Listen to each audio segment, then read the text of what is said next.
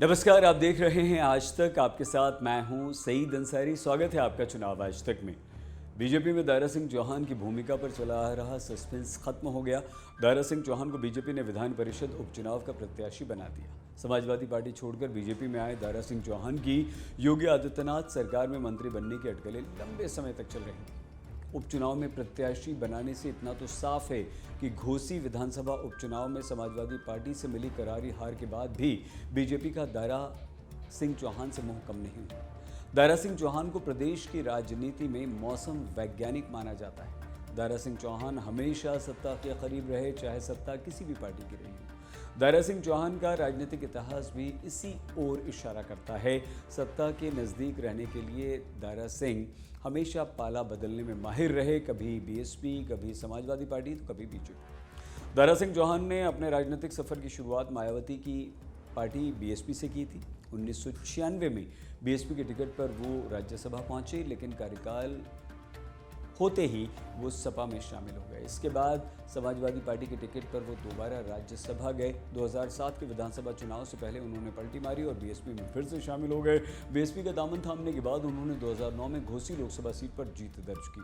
2014 में केंद्र की सत्ता पर बीजेपी का कब्जा हो गया। नरेंद्र मोदी की सरकार बनने पर दारा सिंह चौहान ने बीएसपी छोड़ भगवा पार्टी का दामन थाम लिया। बीजेपी में आने के बाद दारा सिंह चौहान को पिछड़ा जाति प्रकोष्ठ का राष्ट्रीय अध्यक्ष भी बनाया गया।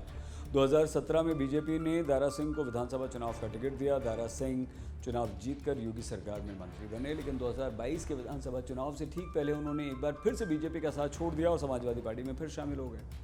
घोसी से विधानसभा का चुनाव जीता और विधायक बन गए।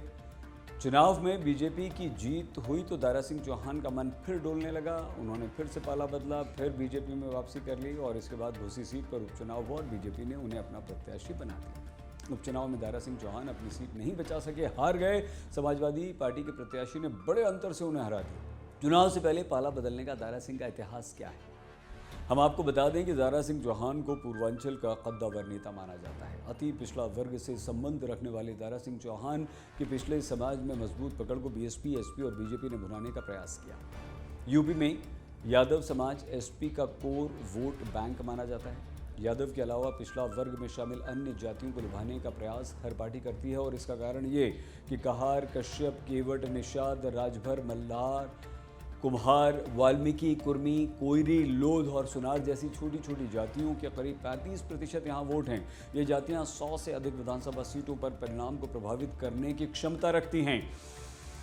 2024 में होने वाले लोकसभा चुनावों को ध्यान में रखते हुए बीजेपी की नज़र भी इसी वोट बैंक पर है। दारा सिंह चौहान का पूर्वांचल के कुछ इलाकों में बहुत अच्छा प्रभाव है और यही कारण है कि घोसी उपचुनाव में हार के बाद भी बीजेपी का दारा सिंह से मोह कम नहीं हो रहा।